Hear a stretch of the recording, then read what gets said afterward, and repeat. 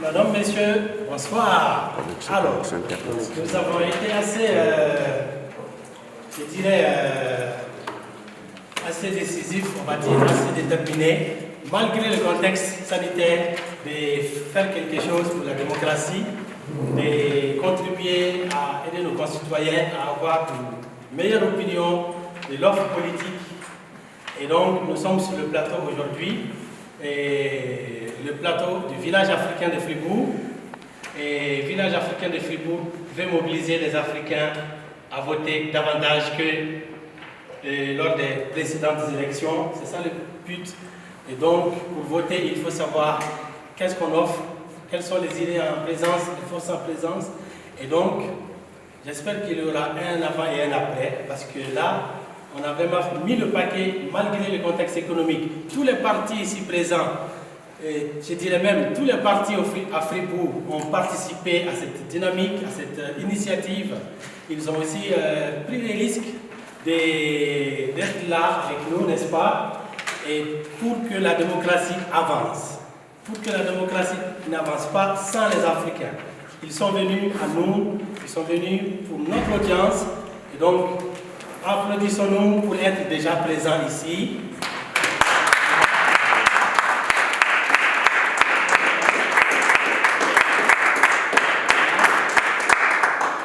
Donc, je remercie les internautes qui nous suivent depuis Facebook Live. Ils ont l'habitude de suivre nos petites interviews de quelques minutes.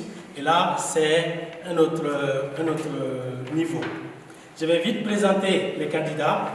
Ensuite, je vais donner la parole aux personnalités qui vont introduire ces débats, cette séance de débat aujourd'hui. Et ensuite, je vais donner le plan du débat. Et ensuite, là, on va pouvoir commencer à débattre tranquillement. Donc, les internautes, suivez-nous. Il y a des fois où je vais m'adresser à vous. Et puis, vous serez vraiment très pris en compte, comme si vous étiez là, parce que nous allons filmer nos candidats de très près pour que vous les voyiez comme si vous étiez là, pour que vous fassiez de chez vous votre opinion aussi par rapport à ce qu'ils proposent pour la ville de Fribourg, pour la législative à venir. Le premier candidat que je vais présenter, c'est M. Crinville du PLR. Bonsoir, est présent, applaudissez.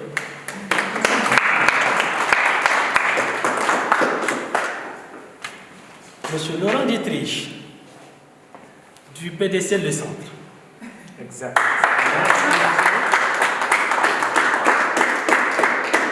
Voilà.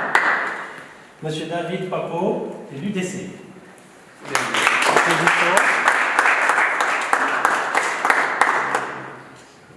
Madame Priska Vitelingum, du PCS.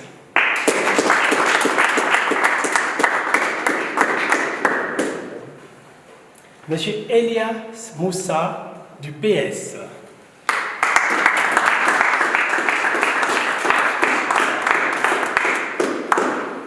Et enfin, Madame Myriam Balmer, des Verts.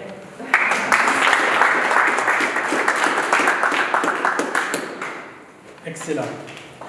Alors, je donne la parole à mon collègue qui va m'accompagner le long de ce débat. C'est mon collègue, Osela 2, à modérer ce débat.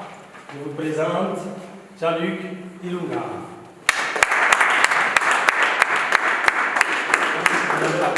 Merci Adaman. Bienvenue à tout le monde. On va faire très bref. Merci à tous les participants, les co-débatteurs.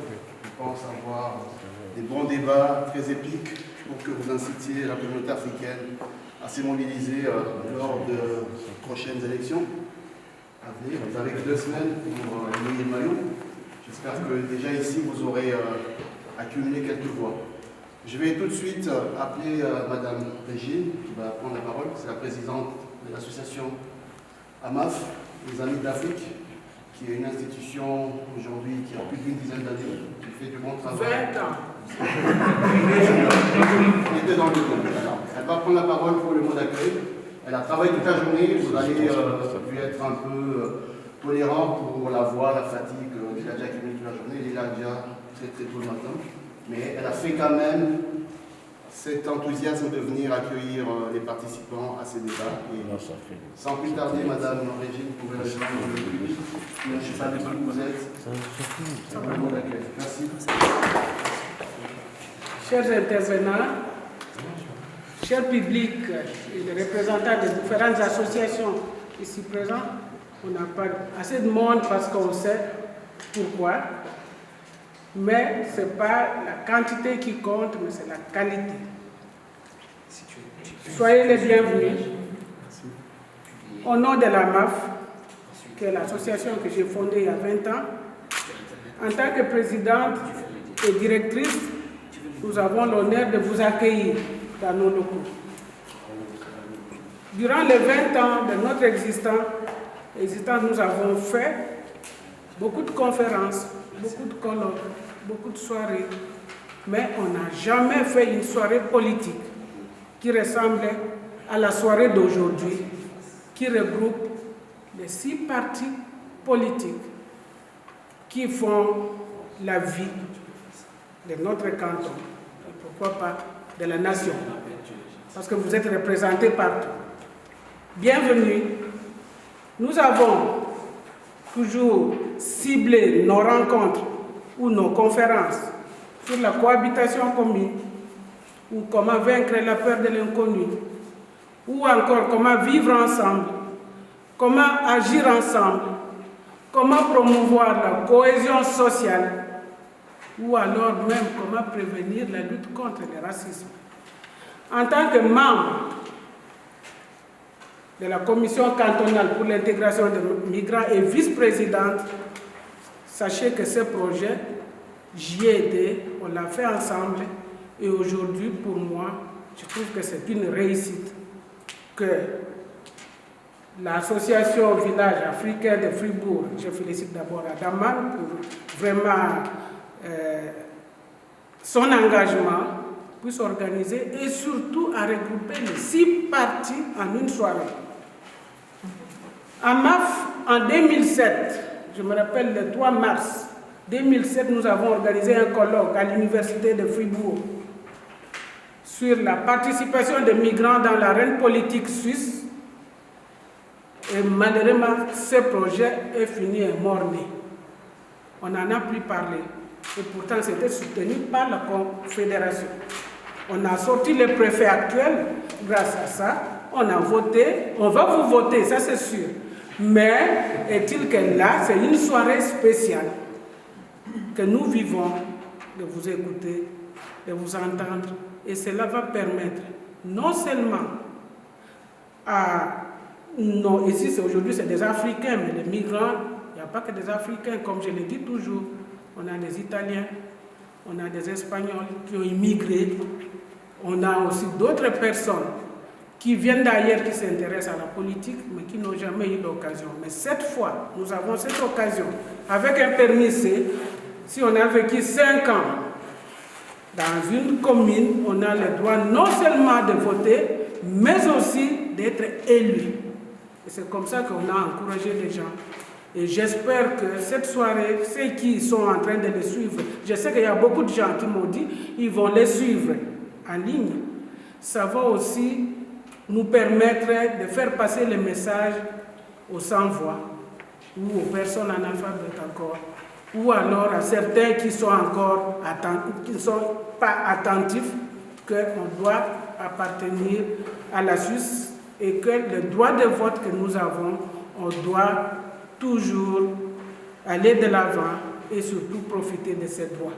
Parce que ces droits, je l'ai dit dernièrement, je ne vais prendre pas toute la parole, mais quand on vous a reçu de l'autre côté, ici c'est le deuxième siège, mais on a le siège à Fribourg, la politique appartient à tout le monde. Il n'y a pas de chaises vides, il y a même des chaises pour nous.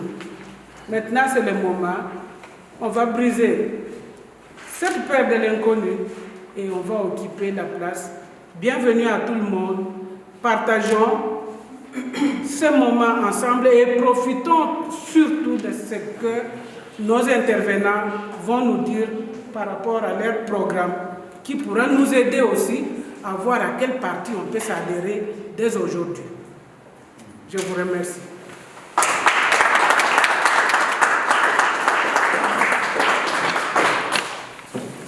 Merci beaucoup, Madame Régine. Je vais appeler Madame Kaiser, Josiane. Elle va faire un mot au nom du village africain pour la circonstance. Josiane,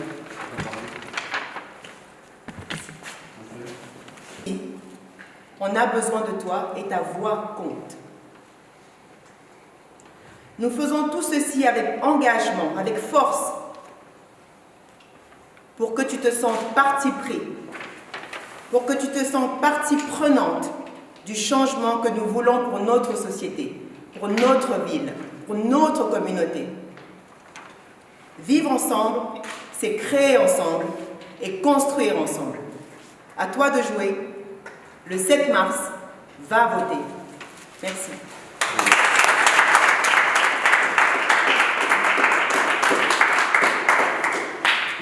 Alors, je reviens peut-être pour l'avant-dernière fois, parce que je vais prendre la parole à la fin. Je vais laisser la parole à Daman qui va animer, donc on va co-animer cette soirée. Il va introduire chaque candidat. Après vos propres présentations, on passera ensuite à un petit condensé de vos idées générales par rapport à l'élection. Et ensuite, il va recueillir quelques questions du public. Et puis, à ce moment-là, quand il aura fini, je reviendrai vers vous. Et puis, je vous souhaite un très bon débat, très belle présentation. Je pense qu'on a le choix entre ce que vous avez amené comme idée et ce que vous avez amené comme proposition pour la ville de Fribourg, puisque pour rappeler, c'est particulièrement des candidats pour le Conseil général de Fribourg. Ce n'est pas pour d'autres communes, hein. Vous prenez Fribourg. Et puis, même si les gens viennent d'ailleurs, vous pouvez vous aussi à votre tour relayer l'information. Merci et puis bonne suite du programme. Merci Jean-Luc. Alors, nous allons continuer. Nous allons vraiment suivre ce plan, malgré le petit contretemps qu'on a eu. On va suivre le plan que tous les candidats ont réussi. C'est vraiment notre contrat social. Donc, ce plan prévoit donc de commencer le débat sans plus tarder. Mon collègue il sera là pour relayer les questions des internautes que je ne peux pas voir en temps réel. Et surtout vers la fin, si on a plusieurs questions, on va consacrer quelques minutes à répondre à ces questions. Sinon, on pourra le faire en deuxième partie du débat. Donc, soyez libres de vous exprimer ici sur ce plateau.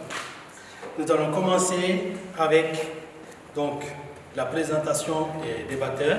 J'aimerais laisser 1 minute à chacun, à commencer par M. Knebul, pour se présenter. Ensuite, on va entrer dans le vif du sujet. D'accord, merci de me donner la parole. Bonsoir à toutes et tous. Je me réjouis d'être ici dans ces locaux de la MAF. Merci pour votre accueil. David Krienbuhl, j'ai 38 ans, ça fait maintenant 4 ans que je siège au Conseil général de la ville de Fribourg et au sein de sa commission financière. Et aujourd'hui, on est à 10 jours de l'élection au Conseil communal et au Conseil général et je me suis porté au candidat au Conseil communal parce que j'ai envie de m'engager encore plus pour une ville, une région que j'apprécie vraiment du fond du cœur et j'ai envie de m'engager pour le futur de ma ville, pour la jeunesse de ma ville, pour toutes les habitantes et les habitants de la ville de Fribourg. Je l'ai toujours fait ces 10 dernières années avec un grand engagement associatif. Et voilà, aujourd'hui, je suis là pour me présenter à l'élection au Conseil communal, pour aller plus loin dans cette démarche et pour faire avancer Fribourg vers le futur dans le respect de tous et toutes. En fin politique, M. Knebul s'exprime vraiment dans la caméra. C'est remarquable. Madame Wittelingum, vous avez la parole. Bonjour, je m'appelle Priska Wittelingum, j'ai 49 ans, je suis maman de 3 jeunes adultes. Je suis sur la liste numéro 4 au Conseil communal de la ville de Fribourg. Je suis venue sur cette liste en soutien de M. Pierre-Olivier Nopes, qui est actuellement élu au Conseil communal, et parce que je travaille pour l'association Transport et Environnement, qui défend en fait une mobilité différente, qui soit plus climato-compatible que ce qu'on vit actuellement.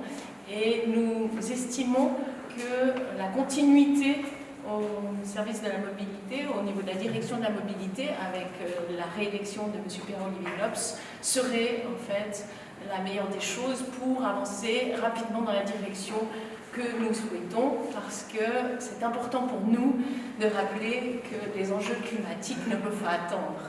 C'est vraiment urgent d'agir et les thématiques de mobilité sont au centre de ces problématiques. Au niveau suisse, c'est un des points où on n'avance pas. Donc c'est pour ça que je suis sur cette liste. Je vous remercie et je suis très heureuse d'être là. Très bien. Monsieur David Papo.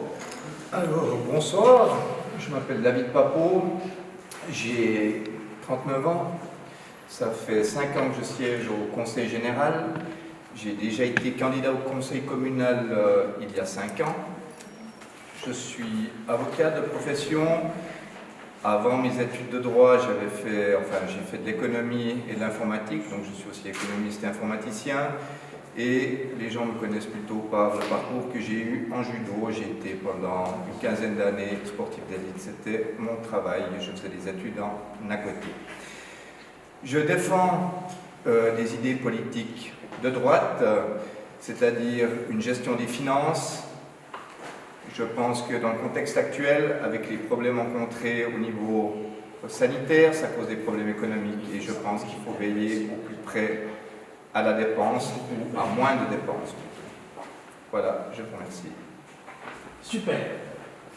Alors, Madame Balmer. Bonsoir, je m'appelle Myriam Balmer. Je vous remercie aussi déjà pour l'invitation. Je me réjouis beaucoup d'être là, entre vous.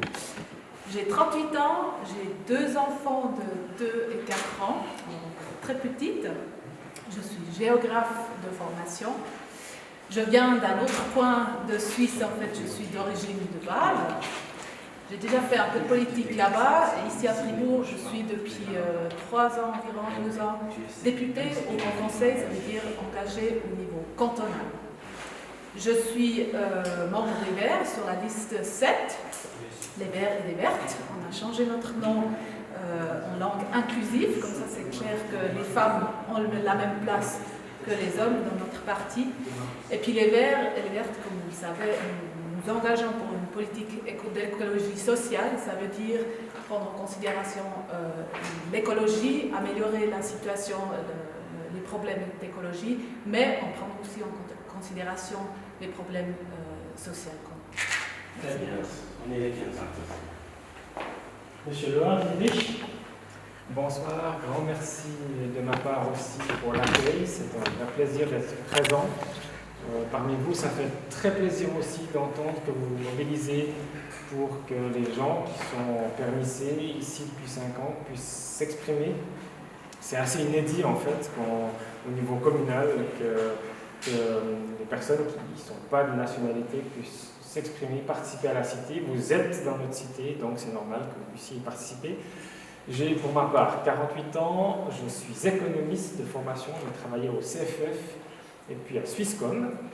Mais maintenant, depuis 5 ans, je suis professionnel de la politique. C'est aussi assez rare dans notre canton, puisque je siège au conseil communal. Vous m'auriez dit ça il y a 5 ans, je n'aurais pas forcément été sûr de le faire.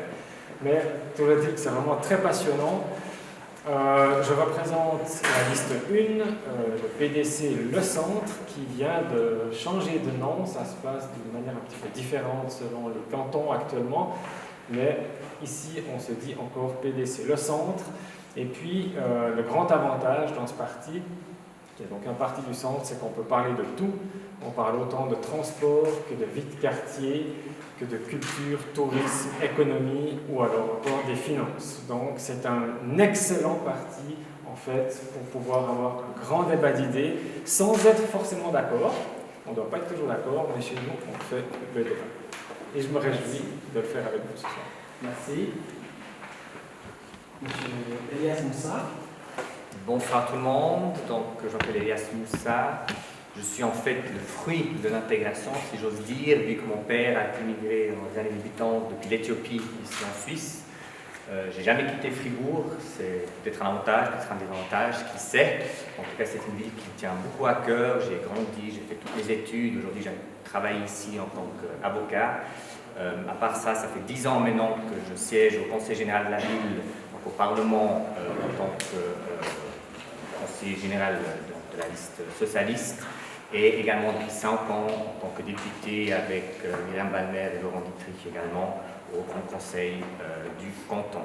Je suis candidat sur la liste 2, la liste socialiste, avec notamment le syndic Thierry Steyert qui se représente également, puis Andrea Beaufray, également conseillère communale, directrice de l'édilité. J'ai 36 ans.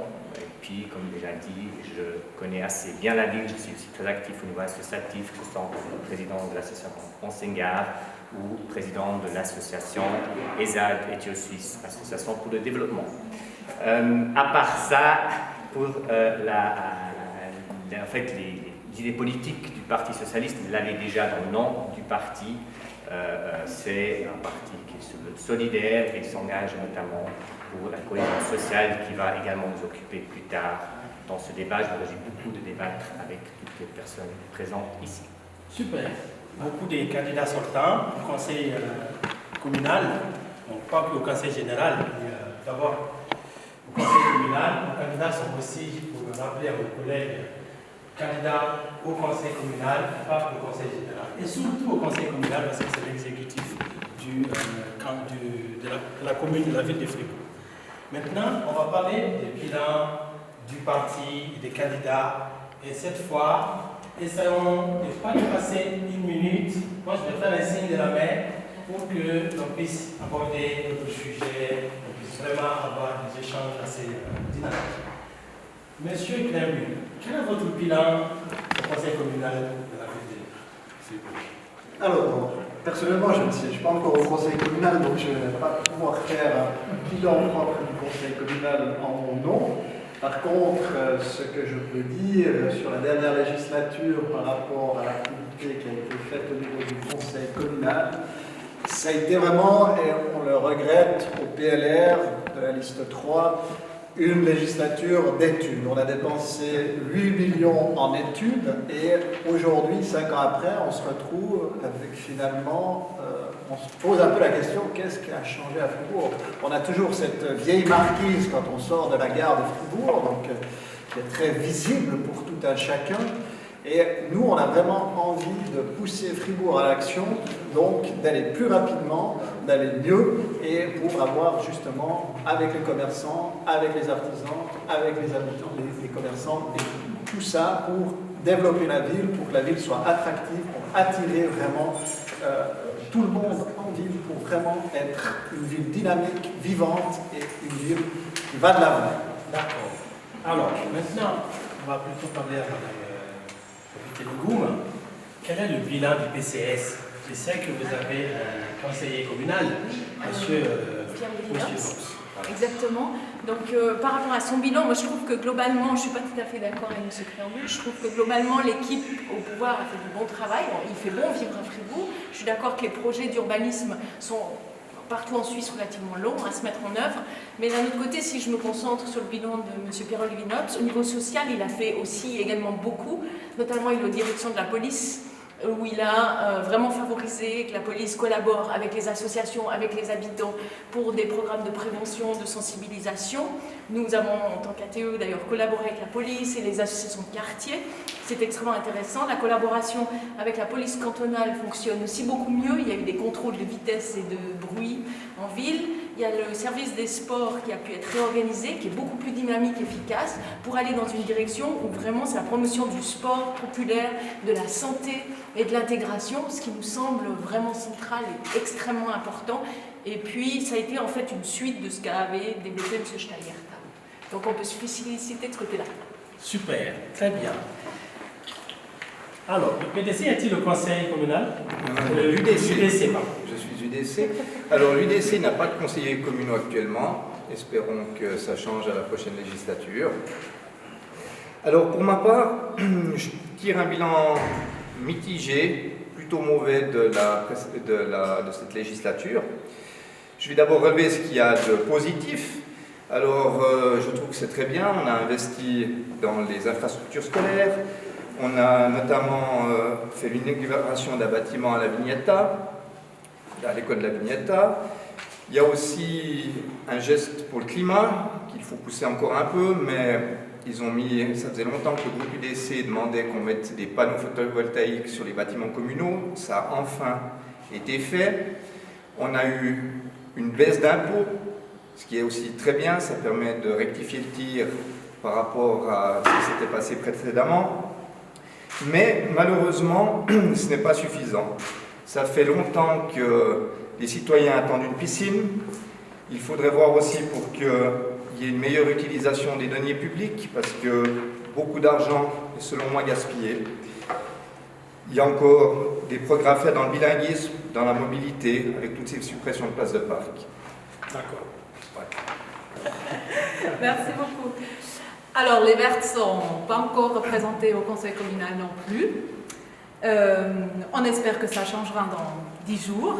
Nous avons quand même fait des jolis résultats ces dernières années dans les autres élections et puis on espère qu'on va pouvoir prendre cette responsabilité et puis participer au développement de notre ville. Par contre, au conseil général, on a un très joli bilan, aussi avec les autres partis de la majorité de gauche. Les Verts ont déposé 17 postulats avec des propositions concrètes et puis plein d'autres encore avec d'autres participants, d'autres membres de d'autres partis. Il y avait des sujets assez importants comme par exemple la gratuité des bus pour les élèves ou des soins dentaires pour les enfants aussi, où les Verts et les Vertes ont participé avec surtout le PS. Évidemment, on a beaucoup fait pour l'environnement. Il y a un plan climatique qui commence à être mis en place. Puis on espère que ces travaux vont continuer et puis qu'on va pouvoir participer les prochaines années. Très bien. Monsieur PDC. Très bien. Alors, moi, j'ai plutôt envie de vous donner quelques éléments phares qui m'ont particulièrement plu pendant cette législature. Le premier, peut-être, c'est la mise en place d'une cellule qui s'occupe, ou d'une déléguée qui s'occupe des petits commerces. Ça manquait depuis très très longtemps, on ne s'occupait pas de nos entreprises, et puis là maintenant, on a une responsable qui est en dialogue avec nos commerçants, donc dans le terrain, la Deutsche Bibliothèque, la bibliothèque de la ville et la ludothèque, donc jeux et livres ensemble, et puis on a des contacts à l'avenir avec Livre-Échange, qui est cette bibliothèque interculturelle pour encore faire agrandir cette nouvelle institution. Le congé paternité de 30 jours, pas très important pour que les papas puissent rester auprès de leur famille quand il y a une naissance.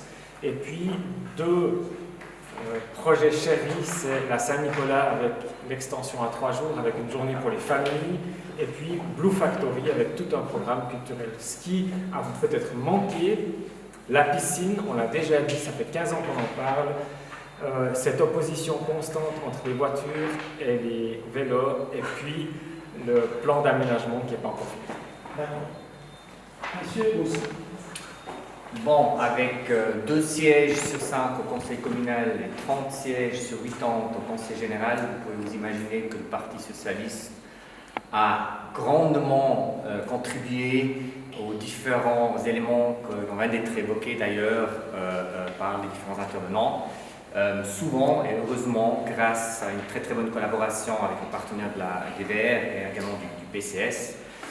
Je pense ici, comme ça a été évoqué évidemment, à la gratuité des abonnements pour les élèves, de bus pour les élèves, ou des devoirs surveillés. Je pense même à la baisse d'impôts dont certains se targuent d'être ceux qui ont réussi à arriver, mais si on va en détail, évidemment, ça a été seulement possible avec les voix également socialistes. Mais peut-être comme l'élément le plus important à souligner, c'est on a toute la transformation de la ville qui est en cours. Vous avez évidemment des études au niveau de la place de la gare, mais également la revitalisation de la Sarine qui est très très important comme élément, comme poumon vert de la ville. Il y a aussi tout un travail de fond derrière au niveau de l'administration, le règlement sur le personnel, qui est aussi pour avoir une administration efficace qui peut offrir des prestations aussi à la population. Très bien.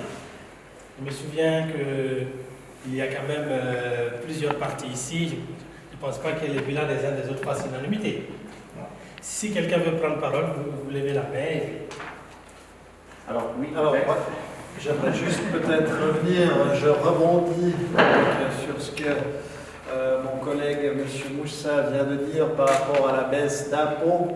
J'aimerais peut-être juste préciser que c'est aussi la majorité de gauche qui a fait l'augmentation d'impôts, donc qui a chargé le poids des ménages en 2014. Donc il faut aussi remettre peut-être l'église au milieu du village par rapport à ceci. Donc c'est la majorité de gauche qui a augmenté les impôts en 2014 et c'est une proposition conjointe de toute la droite plus du PCS à l'époque qui est venu ici soutenir une baisse d'impôts qui était demandée de longue date depuis 2014. Chaque année, on voyait que les budgets augmentaient. 92,8 millions de bénéfices qui ont été faits, cumulés depuis 2014, c'est 15 millions en moyenne par année, donc c'est énorme, c'est vraiment énorme ce que la commune faisait comme bénéfice avant réserve obligatoire. Donc ça c'est grâce au PLR du PDC-PCS qu'on a pu baisser ces impôts. Très bien. Effectivement, la hausse d'impôts avait été décidée par la majorité de gauche, fort heureusement, car c'est cette hausse d'impôts qui a permis de financer notamment les différentes infrastructures scolaires qui étaient fort nécessaires en île de Fribourg d'accélérer ici. Donc c'était pas juste parce qu'on a une envie, mais c'est parce que les impôts servent à financer des prestations en faveur de la population. Et si on a également une partie de notre groupe après soutenu la baisse d'impôts, c'est effectivement qu'à ce moment donné-là, la situation financière de la ville le permettait à une certaine durée. Ça veut dire que notre groupe avait soutenu une baisse d'impôts temporaire pour une année, pour 2 ans, comme le conseil communal d'ailleurs. Et malheureusement, la partie droite du Parlement a vu un peu les choses un peu trop grandes. D'ailleurs, on va payer le prix très certainement de certaines années quand il faudra faire des coupes probablement dans la prestation, puisqu'ils ont imposé une baisse après d'impôts à titre indéterminé. Monsieur Papo. Oui, alors, je me permets de revenir aussi sur les propos de mon collègue M. Moussa. Effectivement, la gauche a soutenu la baisse d'impôts, mais je dirais qu'elle l'a soutenue un peu en demi-teinte, puisque, comme il l'a dit, ils ont voulu tout de suite réaugmenter à terme les impôts. Et là, il dit que, dû au fait qu'il y a une alliance, en fait, il n'y a pas une alliance, mais le centre-gauche PCS, l'UDC, le PLR et le PDC se sont opposés à cette hausse d'impôts à terme. Eh bien, il n'y a pas de hausse d'impôts qui est déjà prévue. Ce qui n'empêche pas, contrairement à ce que dit mon collègue, ce qui n'empêche pas qu'il y ait quand même, s'il y a besoin, qu'on augmente les impôts par après. Donc c'est, selon moi, pas tout à fait correct. Je vous remercie. Je me souviens qu'un candidat PDC jugeait assez superflu la gratuité des bus, des cartes de bus, lors de nos interviews il y a quelques jours. Qu'en pensez-vous, monsieur Rich? Alors justement, je fais le lien avec les finances parce que, en fait, on a une situation qui est bonne aujourd'hui parce qu'on a quelques très grosses entreprises qui mettent beaucoup d'argent. Mais ces entreprises, elles peuvent partir demain si tout d'un coup elles ont un problème. Donc, il ne faut pas augmenter les charges trop vite, en fait. Donc, pas engager trop de personnel à la commune, mais plutôt aller dans le projet. Subventionner les quartiers, subventionner la culture, subventionner le tourisme, par exemple. Or, là, on a offert une gratuité non nécessaire pour tous les enfants, sans avoir fait d'analyse financière auparavant. Et puis ça, c'est pas possible. Dans un monde des finances, c'est juste pas possible. C'était très électoral pour plaire à tout le monde, mais ce n'est pas raisonnable du tout en termes financiers. D'accord. Ne décide pas seulement à cause des impôts, il décide aussi grâce à la qualité de vie et puis les prestations qui sont justement qui sont à disposition de la ville. Ça veut dire, si on augmente la qualité de vie, si on organise, si on a une vie culturelle, par exemple, à Fribourg, qui est bonne, si on a des prestations qui sont positives pour les entreprises, ils ne vont pas partir d'un jour à l'autre. Ça, c'est déjà une chose pour contredire ce que mon collègue Dietrich a dit. Et puis, pour ça, justement, j'aimerais aussi poser la question, les impôts, c'est pourquoi? Les impôts, c'est pour des prestations, comme mon collègue Moussa l'a déjà dit, des prestations en faveur de la population, mais aussi de l'économie, évidemment, comme je l'ai expliqué avant. D'accord. Alors, je pense que nous sommes déjà dans le thème des finances, qu'on ne va pas revenir sur ce thème parce qu'on s'est abordé les impôts, les taxes, le déficit. C'est le moment d'en parler, comme ça on va pouvoir avancer sur la fusion. Je reviens là-dessus, volontiers. En fait, aussi, le fait que la commune ait eu des finances saines a permis, pendant la période Covid, d'être relativement généreuse avec les différentes associations. Enfin, moi, j'ai entendu des très bons retours sur le travail de la commune pour les associations, pour les personnes qui étaient en difficulté réelle. Et puis aussi, pour la culture, la commune a été généreuse et c'est grâce à l'argent qu'on a pu thésauriser. D'ailleurs, les partis de droite qui sont présents répètent à bien plaire qu'il faut soutenir les entreprises pendant cette période Covid. Et pour ça, c'est confortable d'avoir un petit peu d'argent. Très bien. Et je pense que vraiment, c'est ça le point que j'avais envie de dire au niveau de la finance. C'était vraiment ça, c'est qu'on peut remercier la bonne gestion financière de la commune qui va nous servir pour relancer en fait l'économie et soutenir tous ceux qui en auront besoin. Monsieur Moussa, nous avons l'UPS majoritaire avec ses alliés au gouvernement de la ville qui aura un grand rôle à jouer dans la fusion des communes. Et quelle est votre position là-dessus? La position, elle est assez simple. Aujourd'hui, on est agilisé. L'idée, c'est que plus tard, on sera à Fribourg. En fait, c'est ça. En fait, c'est ça. Tout l'enjeu, il est là. Et alors, on voit maintenant les processus se mettent en marche. Et il y a eu toute, évidemment, la crise sanitaire. Il y avait d'autres priorités, évidemment, mais je pense que les choses sont maintenant en marche. Il y aura une votation au niveau communal également en septembre qui est prévue, donc une votation pour un peu sentir le pouls de la population, pas seulement des politiques, mais justement de la population.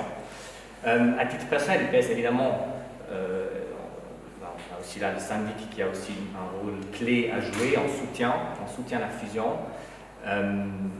Il y a maintenant, peut-être à titre personnel, je soutiens la fusion, mais pour autant que toutes les prestations que la ville offre maintenant, et notamment une dont on vient de parler déjà, ça veut dire la gratuité des transports publics, ne disparaît pas, mais sont maintenues, voire que les prestations augmentent, parce que sinon la fusion ne fait pas sens. Monsieur Dietrich, oui, alors, fusion des communes. La fusion est un magnifique projet. Vous imaginez une ville de 75-80 000 habitants, on entre dans le top 10 des villes suisses. Ce qui nous permet d'avoir accès, par exemple, à des subventions fédérales de manière plus importante. Ce qui nous permet aussi d'avoir un plus grand paquet de diversité au sein de notre ville et aussi de faire des synergies, par exemple, dans les projets. Si on met tout l'argent ensemble, on arrive à faire, en fait, avec moins d'argent, on arrive à faire plus parce qu'on a des synergies, justement. On ne fait pas 10 fois la même étude, on la fait qu'une fois. Et puis on peut mettre plein d'argent dans un quartier, par exemple. D'accord. Vous rejoignez le PS, M. Moussa. Je crois qu'on sera tous d'accord sur la fusion, j'ai l'impression. C'est un joli projet de fusion pour Grand Fribourg. Je représente en fait la commune de la ville dans l'Assemblée constitutive pour le Grand Fribourg. Puis à mon avis, cette fusion, c'est l'opportunité en fait de traduire la réalité. On l'a entendu, on est à Givisiez, mais on se croit à Fribourg presque. De traduire justement la réalité en structure politique. Ça veut dire une plus grande région qui a aussi plus de poids, qui a plus de possibilités, un plus grand budget pour faire des jolis projets et aussi un partenaire au niveau cantonal ou fédéral qui a justement plus de poids et plus de force.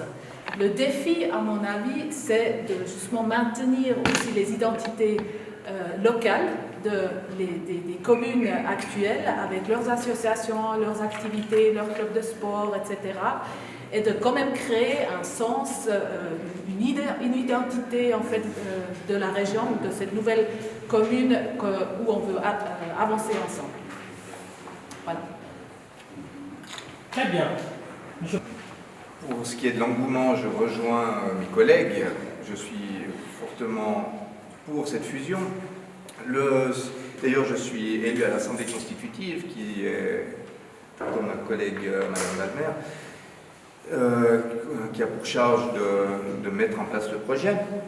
Par contre, moi j'ai peur qu'on n'arrive pas à fusionner, parce que, selon moi, avec les problèmes de mobilité et les problèmes de places de parc qui sont régulièrement enlevés au centre-ville, on donne un très mauvais message aux communes avoisinantes en leur disant on veut fusionner avec vous, mais en fait on ne veut pas que vous veniez au centre-ville. Ils le sentent bien parce qu'il y en a beaucoup qui, quand ils doivent faire leurs courses, préfèrent aller sur l'extérieur plutôt que de venir être consommateurs au centre-ville de Fribourg.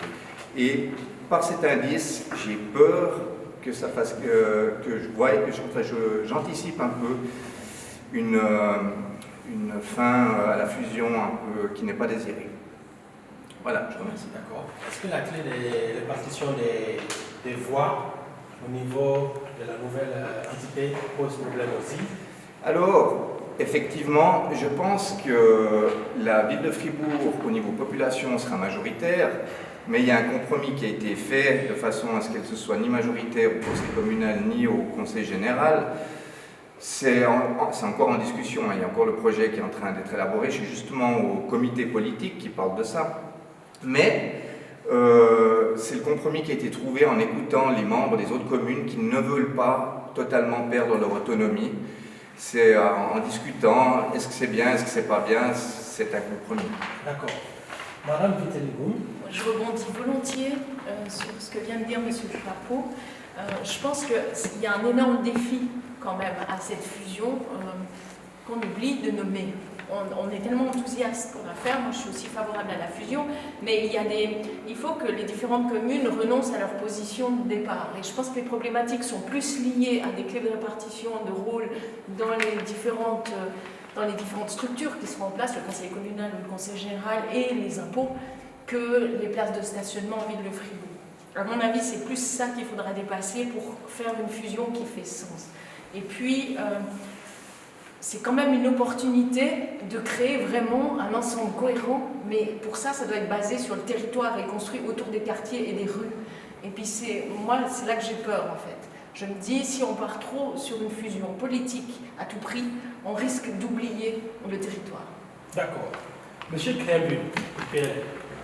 Oui, alors, concernant la fusion, évidemment, le PLR de de Fribourg y est favorable. Pour plusieurs raisons. Il y a la raison aussi, ça a été évoqué ici dans les préopinants, par rapport à la mobilité. La mobilité aujourd'hui n'est pas coordonnée, elle le sera à futur dans la commune fusionnée parce qu'aujourd'hui chacun fait un petit peu sa petite cuisine dans son coin et chaque commune a des bouchons et avec les places de parc, on n'a pas de réglementation intercommunale. Donc aujourd'hui, quand Fribourg prend une décision, cette décision, elle peut aller à l'encontre d'une autre commune voisine. Et en termes de finances aussi, comme l'a dit M. Dietrich, on pourra faire plus avec une capacité d'investissement qui sera plus grande. Donc on pourra construire des infrastructures qui sont aujourd'hui demandées par la population, ça a été évoqué déjà ici ce soir, notamment la piscine de 50 mètres. Donc une fusion est nécessaire pour le futur de Fribourg dans ce sens et de ses communes voisines. Monsieur Moussa, on revient au thème de la culture. Nous sommes là à mobiliser une communauté, de manière générale, les étrangers à voter avec les permissés, avec l'ancienneté dans le canton. Et la culture de la ville doit refléter aussi cette diversité. Est-ce que, en matière de politique culturelle, le PS prendrait en compte cette attente de notre communauté et de la communauté migrante en général, de la diversité de la ville de Fribourg? Est-ce que la politique culturelle reflèterait vraiment lors de cette prochaine législative la diversité des cultures en présence dans la ville de Fribourg? C'est une excellente question. L'activité culturelle, finalement, est faite par les acteurs et les actrices elles-mêmes. Donc oui, je pense sincèrement que la ville, le service de la culture, tient compte de la diversité culturelle aussi dans les différents soutiens aux activités culturelles qui sont proposées en ville. Évidemment, on peut faire plus, et ça, le directeur de la culture qui est juste à côté de moi le sait. Il sait également qu'il y a beaucoup de doléances à ce niveau-là, notamment, et ça a été dit avant par la représentante du PCS, que la crise sanitaire, finalement, met tous les acteurs culturels aussi devant des tout nouveaux défis, auxquels la ville doit aider et doit trouver des solutions, mais toujours en subsidiarité, ça veut dire après la Confédération et après le canton, qui ont aussi, eux, en plus des moyens financiers beaucoup plus importants. Mais la ville doit faire sa part des choses et elle le fait à tout le moins partiellement. Monsieur Dietrich? Oui, alors d'abord, merci, liste 1. N'oubliez pas d'aller voter. Tout d'abord, je suis très touché par ce qu'on est en train de vivre avec le Covid et le coronavirus actuellement. On a une diversité absolument incroyable dans notre ville et aujourd'hui, on n'a quasiment plus rien. Donc, c'est une phase qui est aujourd'hui émotionnellement très difficile. Maintenant, concernant la culture, la grande idée, en fait, pour mettre tous les gens ensemble, c'est de proposer la culture dans la rue, la culture dans les quartiers. On ne fait plus de la culture uniquement dans des théâtres ou dans des salles de spectacle. Aujourd'hui, la culture doit être présente dans les quartiers. Ça peut être des œuvres d'art, mais ça peut être des fêtes, ça peut être des événements tout particuliers. Et puis, par exemple, on a allongé la Saint-Nicolas justement pour ça, pour que la population se rencontrent, toutes les nations, tous les âges, sur la place publique. La place publique, c'est fait pour ça, c'est fait pour la culture, cette culture qui réunit les gens. Madame Balbert, les associations communautaires sont aussi souvent des acteurs majeurs de la culture, de la diversité culturelle. Est-ce que les Verts consentiraient à apporter un soutien particulier à certaines associations qui pourraient jouer un rôle majeur dans la diversité culturelle? Alors pour les Verts, c'est clair que la diversité des activités et aussi des acteurs culturels, c'est une énorme richesse dans notre ville. C'est aussi un moyen d'intégration. Je suis convaincue que c'est vraiment que les gens peuvent aussi s'intégrer par justement les activités culturelles. Et puis c'est pour ça que c'est clair que les Verts soutiennent toute activité culturelle de toutes les associations. Et on aimerait aussi vous encourager justement de rester actifs, d'aller vers les gens, de montrer aussi votre culture et puis d'entrer dans un échange avec les autres habitants et habitantes de la ville. Les Verts ont déposé pendant la dernière législature 2 postulats par rapport à la culture. Une, c'est une carte d'identité communale pour la sécurité des sans-papiers. C'est justement une question d'intégration et de sécurité pour les gens qui n'ont pas la possibilité d'avoir une carte d'identité officielle, mais ça devrait aussi donner l'accès justement à ces gens à des activités culturelles. Ça, c'est une chose. Et l'autre, c'était déposé dernièrement, c'est un postulat pour l'exonération de la taxe, aussi à côté d'autres associations, mais aussi des associations culturelles. Monsieur Papo? Alors, je suis favorable à la culture, mais pas n'importe où. Selon moi, maintenant, on parle beaucoup de mettre de la culture à Blue Factory, enfin, plus de culture, parce qu'il y en a déjà énormément à Blue Factory. Et ça, c'est quelque chose qui je trouve que ça ne va pas bien avec le concept d'innovation, de quartier d'innovation technologique. Moi, je serais plutôt pour aménager un endroit à l'ancienne pisciculture, enfin, à la pisciculture, dans les locaux de Pavatex, par exemple. Là-bas, on pourrait faire quelque chose, on pourrait déplacer éventuellement Frisson, peut-être là-bas, parce que actuellement, où il y a Frisson, ça s'est énormément construit, il risque d'y avoir des nuisances. Et je pense qu'il faut, là-bas, c'est un quartier qui est très bien je vois qu'il y a mon collègue. Je ne suis pas du tout d'accord. Mais c'est votre choix. Donc, je pense qu'il faut, là-bas, c'est un quartier qui est isolé, s'il y a du bruit, etc., ça ne dérangera personne, et où les jeunes peuvent faire la fête et peuvent se dépenser. D'accord. Alors je rebondis volontiers parce que je pense que ce serait extrêmement dommage de mettre la culture à l'extérieur de la ville. La culture doit faire partie de la ville, elle fait partie de la vie. Une ville, elle doit vivre et c'est ça qui va permettre l'intégration et l'inclusion de tout le monde à travers la culture, à travers du sport, mais ça doit être au centre de la ville. Donc la politique que proposait M. Dietrich, c'est exactement ce que le Centre Bauge PCS voudrait aussi. C'est vraiment que tout le monde ait accès à la culture et tout le monde participe à la culture. Donc, quel que soit son niveau de vie, quel que soit son âge et quelle que soit sa nationalité. Et puis nous, on avait une proposition, c'est que par rapport justement aux subventions, il existe actuellement une difficulté puisqu'il y a plein de niveaux de subventions, M. Moussa l'a évoqué, et puis ça serait bien qu'il y ait un guichet unique où les différents acteurs pourraient demander des financements et puis ce qui permettrait, ensuite ce guichet se chargerait de chercher des financements selon le fait qu'on soit amateur, professionnel, etc. D'accord.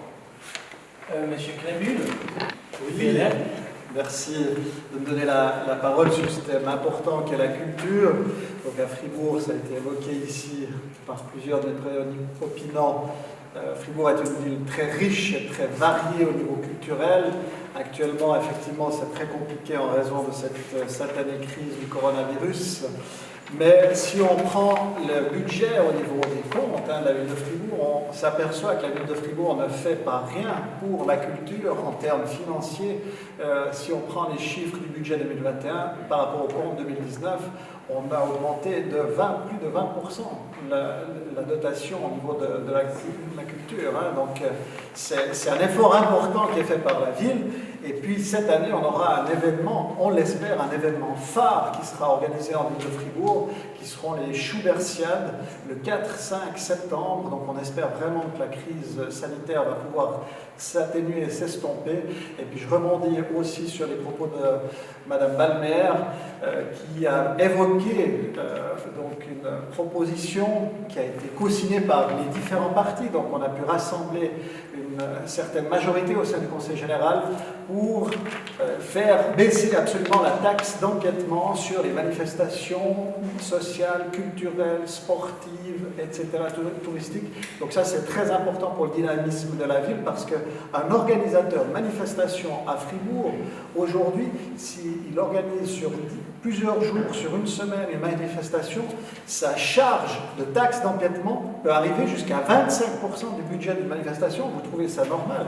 Moi, je ne trouve pas ça normal. C'est pour ça qu'on a fait cette proposition avec plusieurs partis politiques de l'hémicycle du Conseil général et qu'elle a trouvé une majorité. Puis on espère vivement qu'on pourra baisser et voire exonérer cette taxe d'empiètement qui empiète sur la culture. Monsieur Dutriche, nous avons deux questions précises. À combien se chiffre le budget de la culture de la ville de Fribourg? Et est-ce que les artistes africains trouveraient moyen à se produire davantage à Fribourg, notamment par le biais éventuellement d'associations communautaires ou des structures déjà présentes? Alors, le budget est environ de 5,5 millions aujourd'hui, le budget de la culture, mais c'est une somme de plein de choses en fait. Si vous voulez arriver à la culture et avoir de l'argent pour la culture, il faut venir chez nous avec un projet d'événement. Donc, parce que nous ne considérons pas les différents groupes de population de manière différente. C'est-à-dire, vous n'êtes pas des migrants, vous êtes des citoyens de la ville et vous pouvez poser n'importe quel projet chez nous. Donc, il ne faut pas le faire sur la casquette migrant, il faut le faire sur la casquette culture, enfin artiste. Et si vous le faites, vous venez chez nous, vous posez un projet et vous pouvez recevoir de l'argent. D'accord. Vous aviez levé la main tout à l'heure. Oui, alors je ne suis pas du tout d'accord, parce que M. Papo dit que, enfin, ce qu'il essaye de dire, c'est que la culture dérange et qu'il faut la mettre dans le coin le plus perdu de la ville.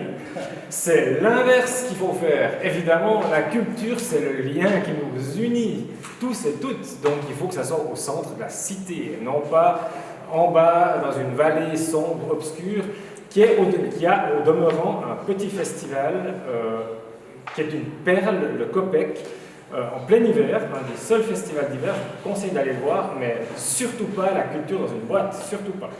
Au général, est-ce que vous soutiendrez vraiment devant les électeurs qui vont habiter les tours voisines du Frisson, donc que Frisson resterait là malgré une éventuelle nuisance sonore qui pourrait se produire ces prochaines années?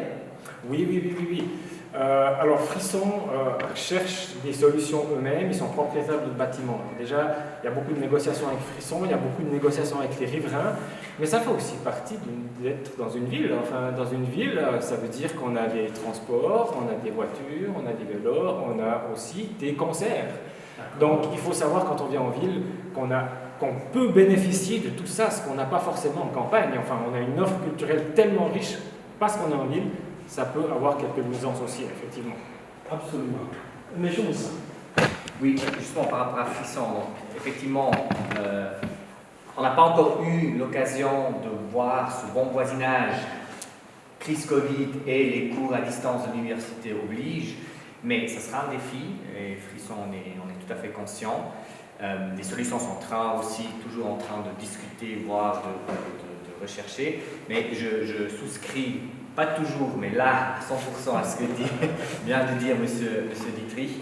Alors, le pire à faire, ce serait vraiment d'exclure la culture du centre-ville pour prêcher pour ma propre paroisse, un bâtiment magnifique, l'ancienne gare, qui abrite le Nouveau Monde, le Véliard Paul Bert International, le FIF, qui est aussi au centre et qui est vraiment une plaque tournante culturelle plein centre-ville et qui fait ses preuves.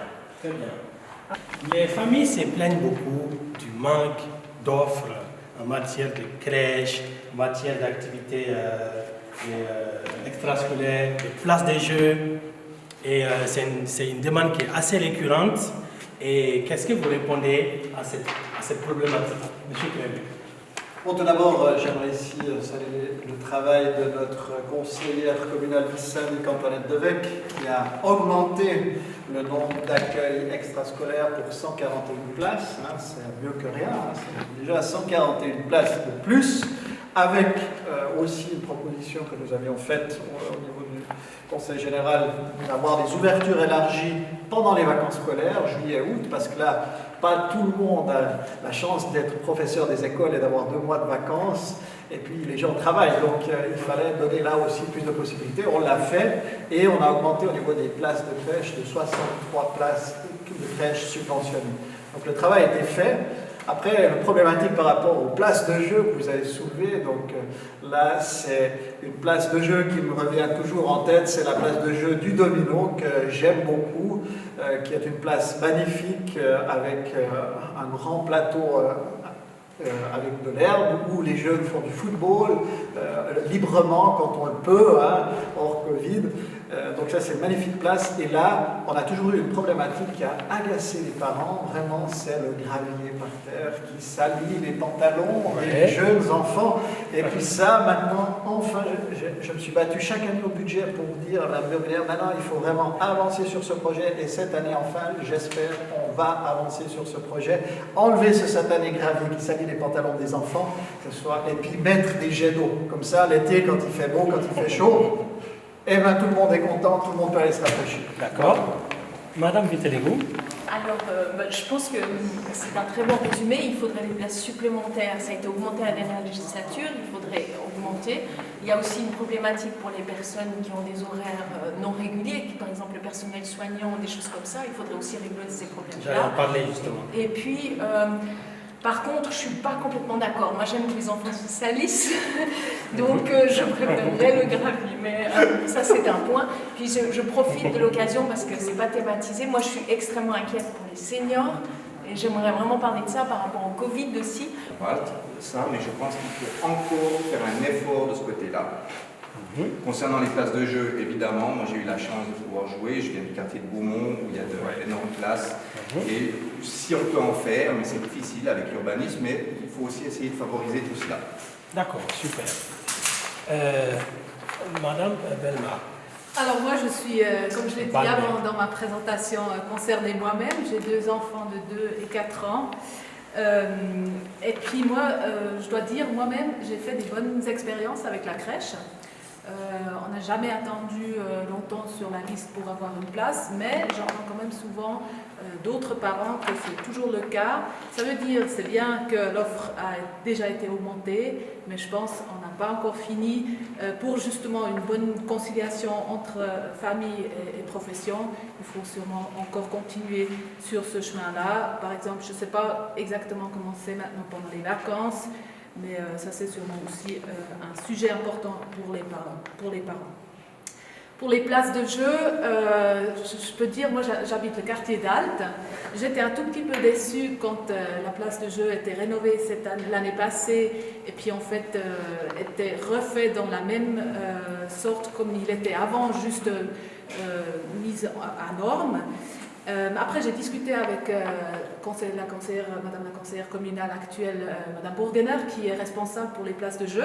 Et puis, elle m'a donné l'indication justement la semaine passée qu'il fallait regarder dans les autres quartiers. Ce que j'ai fait lundi, je suis allée au Schönberg avec mes 2 enfants. Et puis, c'était magnifique. Il y a vraiment des jolies places de jeu, naturelles aussi. Pour moi, c'est ça qui est important. Comme Madame Vitellingou m'a dit, pour moi, c'est important que les enfants ont le droit de se salir, de jouer dans le sable, etc.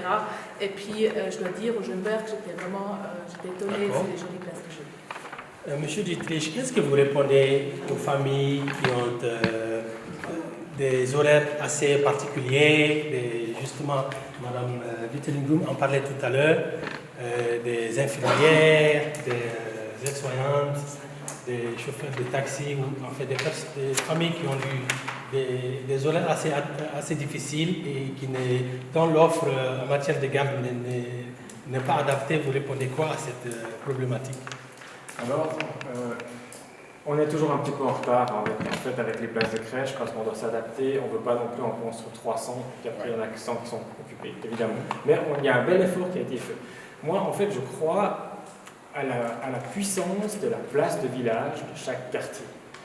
Pour redynamiser ça autour d'une place de jeu, autour d'un commerce, autour d'un petit étang, par exemple, comme il y a au Jura, avec un côté artistique, comme j'en ai déjà parlé avant, et puis là, tout le monde se rencontre. Il y a des gens, justement, tout le monde a des horaires très différents maintenant, qui peuvent être peut-être présents le matin ou présents l'après-midi, et de nouveau, ça favorise la rencontre entre les gens. Donc, promouvons vraiment la centralité des quartiers. Concernant les places de jeu, alors je suis tout à fait d'accord. En fait, on a un certain nombre de vieilles places de jeu. On n'a plus du tout des toboggans plastiques sur les places de jeu actuelles. Maintenant, c'est du bois local, avec de la corde, avec des copeaux au sol. Et c'est ça que les enfants adorent, parce que c'est comme un parc aventure en petit.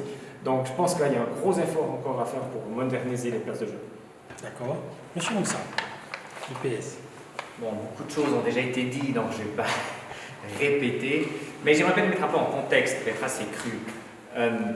Place d'accueil extrascolaire et tout ça, oui, il y en a eu plus, et tout ça, ça coûte. Et du coup, on est de nouveau dans ce qu'on a dit tout au début de ce débat. Si on appliquait la recette que la droite en ville souhaite appliquer partout, on n'aurait pas plus de places de jeu ou plus de places de crèche, parce que ça coûte, parce que la ville subventionne tout ça. Donc si aujourd'hui on en a plus qu'il y a 5 ans, c'est grâce à la majorité de gauche au conseil communal et au Parlement. Ce n'est pas grâce à la droite.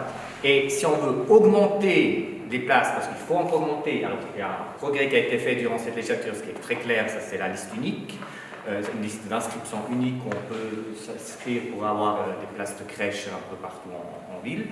Mais à part ça, pour pouvoir vraiment étoffer encore cette offre, il faut mettre de l'argent. Alors nous, on a toujours non seulement les actes, non seulement la parole, mais également les actes. Sur la législature, on a voté pour un financement justement pour la gratuité, notamment des devoirs surveillés. J'en ai déjà parlé, ça coûtait aussi de l'argent, ça fait une tollée de l'autre côté de l'échiquier politique, justement parce que ça coûtait de l'argent. Et pour les places de jeu, c'est exactement la même chose. Donc à la fin de la journée, on retombe toujours sur le choix de où est-ce que la ville investit. Et pour nous, c'est clair, elle doit investir, elle doit avoir la capacité pour investir financière dans une augmentation notamment des places d'extrascolaires et des places de crèche. Très bien. Chers internautes, chers publics, nous avons fini la première partie du débat. Tous nos candidats ont pu s'exprimer sur différentes thématiques et nous allons observer quelques minutes de pause, 5 minutes de pause, et ensuite reprendre la deuxième partie de ce débat, notamment avec le concours de mon collègue, M. Jean-Luc Huot. Je vous remercie. Applaudissez-vous.